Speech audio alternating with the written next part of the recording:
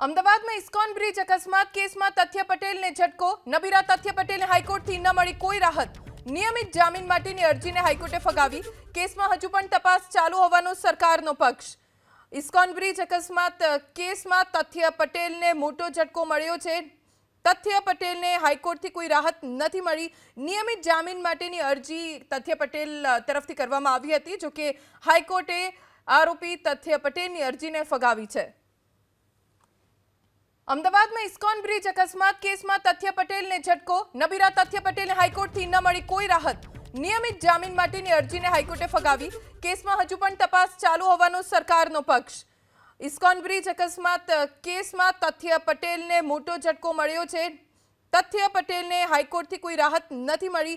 નિયમિત જામીન માટેની અરજી તથ્ય પટેલ તરફથી કરવામાં આવી હતી, જો કે હાઈકોર્ટે આરોપી તથ્ય પટેલની અરજીને ફગાવી છે।